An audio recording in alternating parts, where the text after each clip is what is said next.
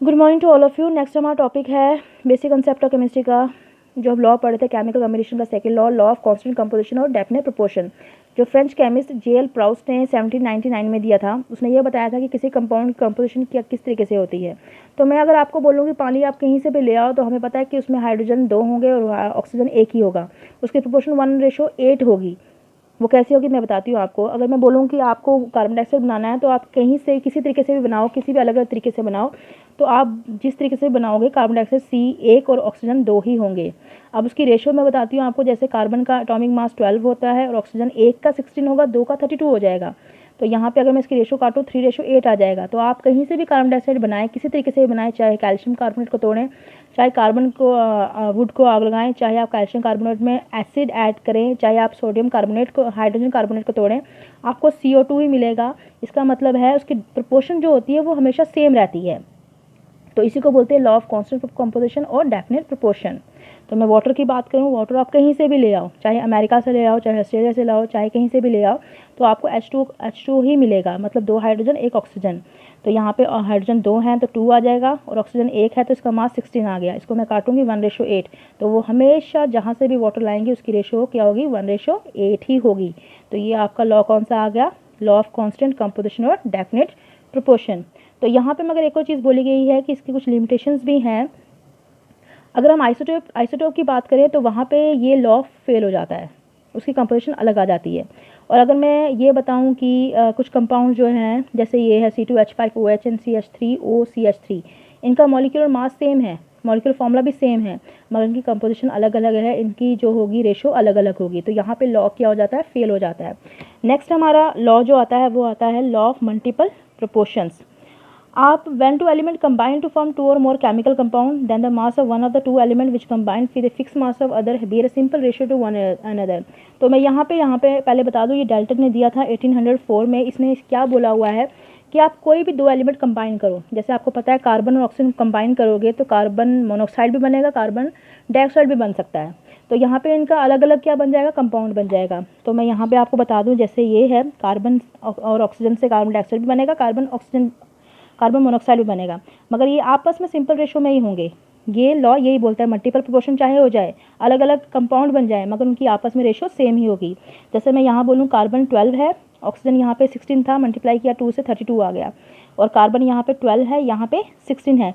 12 common रखूँ अगर मैं, तो ये 16 और 32 को सेम ले लूँ तो 1:2 हो गया। इसका मतलब आपस में वो सिंपल रेशो में होंगे, आपस में वो सिंपल रेशो में ही होंगे, चाहे वो अलग अलग कंपाउंड क्यों ना बने हों। जैसे मैं यहाँ पे नाइट्रोजन ऑक्सीजन की बात करूँ तो यहाँ पे देखो N2O भी बन रहा है, NO भी बन रहा है, N2O3 भी बन रहा है, N2O4 भी बन रहा है, N2O5 भी बन रहा है, मगर ये आपस में सिंपल रेशो में ही होंगे। अगर मैं यहाँ पे 32 कर दूँ तो 1 2 3 4 5 1 2 3 4 5 रेशो में बन रहे हैं। इसका मतलब लॉ ऑफ मल्टीपल प्रोपोर्शन ये कहता है कि चाहे कंपाउंड कितने भी बन जाएं सेम एलिमेंट को कंबाइन करके, आपस में वो सिंपल रेशो में ही होंगे। अब इसके कुछ जो है लिमिटेशंस हैं जो इन्होंने बताया हुआ है। अगर हम ऑर्गेनिक कंपाउंड की बात करें तो वहाँ कैटिनेशन होती है, वहाँ पे उनकी टेंडेंसी होती है बहुत सारे कार्बन के साथ कंबाइन करने की, वहाँ पे ये लॉ फेल हो जाता है। और अगर नॉन स्टैइकोमेट्रिक कंपाउंड की बात करूँ जिनकी रेशियो प्रोपोर्शन सेम नहीं होती, मतलब फुल नहीं होती, वो भी क्या होंगे, उनमें ये लॉ फेल हो जाएगा। नेक्स्ट है आपका लॉ ऑफ रेसिप्रोकल प्रोपोर्शंस, जो रिश्टर ने 1792 में दिया था। अब इसने यहाँ क्या बोला, चाहे आप यहाँ पे देखो, यहाँ पे हाइड्रोजन है या कार्बन है या ऑक्सीजन है, मैं आपको बताती हूँ इस तरीके से, हाइड्रोजन कार्बन ऑक्सीजन। अब यहाँ पे हाइड्रोजन कार्बन को कंबाइन करूँ तो CH4 बनता है, हाइड्रोजन ऑक्सीजन को कंबाइन करूँ तो H2O बनता है, CO को कंबाइन करूँ तो CO2 बनता है। आपस में ये सिंपल रेशो में ही होंगे, आपस में ये सिंपल रेशो में ही होंगे, चाहे आप रेसिप्रोकल प्रोपोर्शन भी करो, आपस में कंबाइन करके ये भी करो, तो आपस में सिंपल रेशो ही दिखाएंगे। यहाँ पे देखो C12 होता है, हाइड्रोजन 4 हो जाएगा, हाइड्रोजन 2, ऑक्सीजन 16, कार्बन 12, ऑक्सीजन 32। यहाँ पे मैं 4 1 4, 4 3 12, 2 1 2, 2 8 16, ये 3 और 8 से कट जाएगा। अगर मैं यहाँ पे देखूँ ये 1 1 जो है सेम, 3:8 ये आपस में बना रहा है, 3:8 ये आपस में बना रहा है, आपस में सिंपल रेशो में ही बनेंगे ये, चाहे आप एलिमेंट कंपाउंड अलग अलग बना लो। जैसे मैं यहाँ पे देखो सल्फर और हाइड्रोजन कंबाइन करके H2S बना रहे हैं, सल्फर और ऑक्सीजन कंबाइन करके SO2 बना रहे हैं, हाइड्रोजन और ऑक्सीजन कंबाइन करेंगे H2O बनाएगा। तो यहाँ पे देखो hydrogen 2, sulphur 32 atomic mass, sulphur 32 होता है, ऑक्सीजन एक 16 है तो 2 32 ही होगा। हाइड्रोजन 2 और ऑक्सीजन एक 16, तो मैं काटूँ इसको 1:16, ये क्या बनेगा 1:1, ये तो कैंसिल हो गया है ना।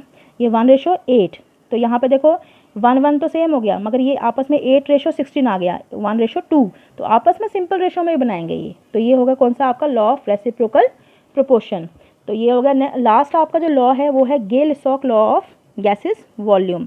उसमें उसने क्या बोला हुआ है गेल-स्टोक ने कि जब भी गैसेस आपस में कंबाइन करेंगी वो सिंपल रेशो में करेंगी। जैसे यहाँ पे देखो 1 वॉल्यूम ये है, 1 वॉल्यूम ये है, 2 वॉल्यूम ये है, तो आपस में 1:1:2 रेशो में है ये।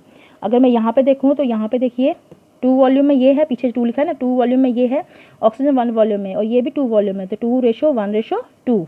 और यहाँ पे देखिए नाइट्रोजन 1 वॉल्यूम में है, 3 वॉल्यूम में 3 हाइड्रोजन है और 2 वॉल्यूम में अमोनिया है, तो 1:3:2, तो सिंपल रेशो में आपस में कंबाइन करेंगे। तो ये आपके लॉ हो गए कौन से, लॉ ऑफ केमिकल कॉम्बिनेशंस।